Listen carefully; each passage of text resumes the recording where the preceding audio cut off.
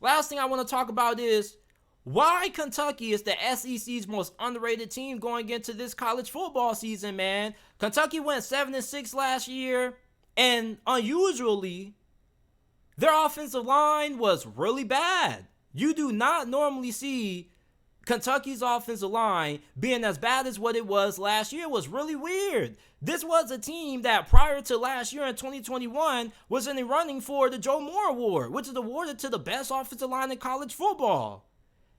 But this year, though, despite the fact that Kentucky is losing Will Levis and Chris Rodriguez, you bring back offensive coordinator Liam Cohen, who left last year briefly to be back on Sean McVay and the LA Rams coaching staff after he was the OC for Kentucky in 2021, in which that season, Kentucky had their best season offensively under head coach Mark Stoops. Will Levis had a fantastic year. Wan'Dale Robinson was really good under Liam Cohen. And then he leaves one season for the NFL, and all hell just breaks loose in Kentucky. So thank God you have him back. You have Rich Scangarello, who was your offensive coordinator last year. Like, I knew that was going to be a disaster. Did y'all not see that, man? When he was the OC under Vic Fangio with the Denver Broncos? Absolutely terrible. So you bring back Liam Cohen. So you're going to have really good play calling on the offense side of the football. And then you bring in quarterback Devin Leary out of the transfer portal, who suffered the injury last year that kept him out of action for NC State. But for the most part, when this guy is healthy, he's one of the better quarterbacks in college football. And when he was playing for NC State, he, without a question, was the best quarterback in the ACC. And in my opinion, I think that Kentucky upgraded that quarterback. Will Levis, he was okay at times, and although he did play through a lot of injuries, this guy just wasn't all that good. He was reckless with the football. He struggled reading defenses. He was erratic when it came to his accuracy and ball placement. You got Devin Leary. This guy is a way better quarterback than Will Levis. He's not as athletic as Will Levis is, but this guy's a way better passer than Will Levis is. And even with Will Levis being in the NFL right now, Devin Leary still is better than Will Levis. Okay? And then you look at the wide receiving core that Kentucky has going into this season. This is one of the best wide receiving cores in the SEC, and I know it may be a little bit weird hearing that, because when you think about Kentucky, you don't really think about them having good receivers all that often. You think about them having really good running backs. But this is a team that I think is going to be really good when it comes to being able to throw the football at a really high level. You have two really good sophomore players at wide receiver, and Baron Brown and Dane Key. Both of those two receivers were highly touted when they were coming out of high school. They had really good true freshman campaigns last year for Kentucky.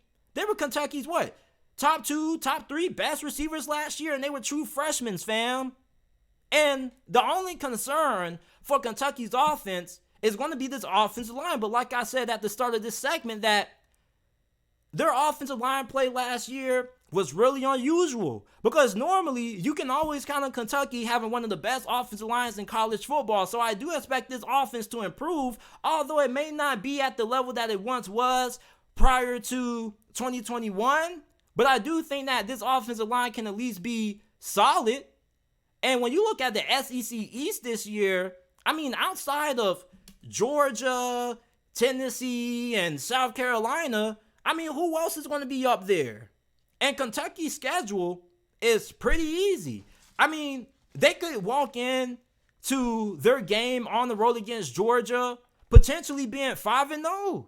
They start the season out playing Ball State, Eastern Kentucky, Akron, Vanderbilt, even though they have to play them on the road. Vanderbilt isn't just going to be one of those teams anymore that you just look on your schedule and you just draw an automatic W. That could be a little bit of a dogfight. Then you got to play Florida. I mean, Florida has Grant Mertz at QB, dog. And their offensive line is not all that great. The receiving core isn't really all that great, so they should be able to win that game. So going into Georgia, this is a large possibility that the Wildcats end up being undefeated going into that matchup. And Kentucky's defense is going to be really good this year. Their secondary is a little bit of a mystery because they don't really have a lot of proving returning production coming back. But defenses under Mark Stoops have always been pretty good, and I think the fact that this front seven is going to be really good for Kentucky this year is going to be able to assist that secondary out a lot, due to the fact that if you can get consistent pressure on the quarterback, the guys on the back end of your secondary aren't going to have to be in coverage all that long. And going against these teams that they play this season, there aren't too many teams that really scare you when it comes to good quarterback play and having good receiver play. I mean, you're playing Ball State, Eastern Kentucky, Akron, Vanderbilt, and Florida. I don't think any of those teams are going to have fantastic quarterback play. So your defensive line should be able to eat, and your secondary shouldn't really struggle all that much. And then after you play Georgia, that's where you get into the heart of your schedule. You're playing Missouri, and then after that, you got your bye week. Then you play Tennessee, but you're playing them at home. You got Mississippi State on the road. I don't think they're going to be all that great. Transitioning from that air raid offense to more of a spread pro style offense. Then you got to play Alabama, but you play them at home also. Like, some of Kentucky's toughest games this year are going to be at home.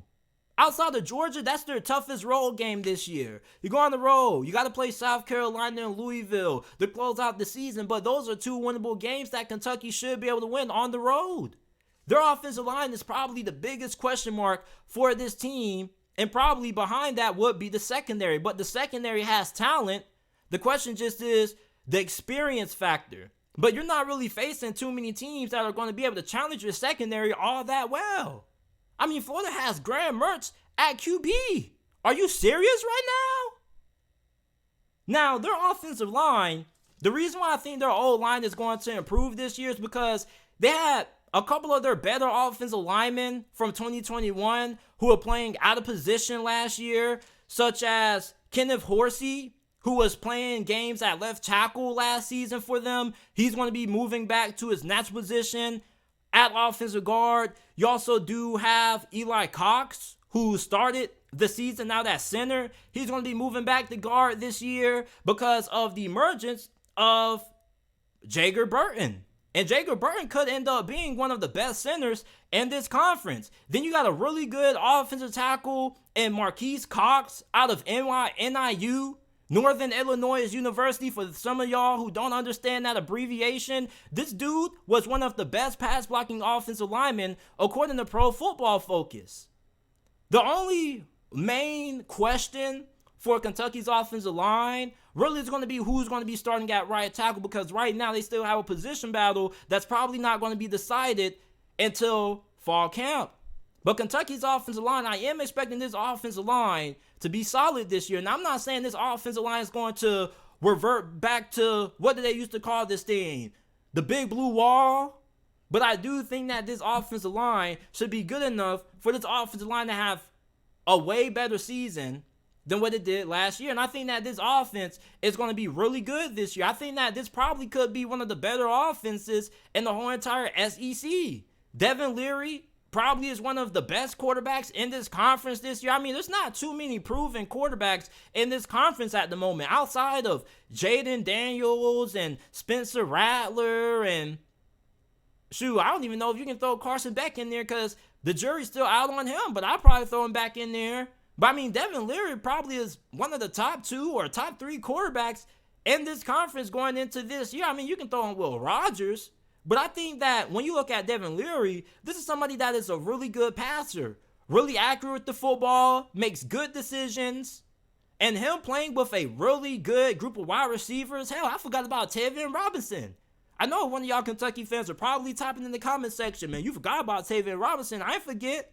Yeah, I wrote him down on my notes. But this is a really good team that Kentucky has going into this season. Their defensive line is absolutely stacked. I mean, there are some coaches that were talking about this defensive line on Kentucky staff, and they feel like they have multiple guys who could end up being starters elsewhere. They're like 8, 9, damn near 10 guys deep on the defensive line, so they're going to be able to rotate guys in, keep guys fresh. They're going to be good against the run. They're going to be able to get pressure on the quarterback. And when you look at Kentucky's schedule, man, I think that the floor for Kentucky is 7 wins. The ceiling for Kentucky is 10. Okay, now, possibly, maybe they only lose. Well, I'm not going to say that because they probably are going to lose 2 games, but I think that Kentucky has potential to be between 7-10 wins. Now, if I had to give you my record prediction for Kentucky right now, I'd probably say they win 9 games.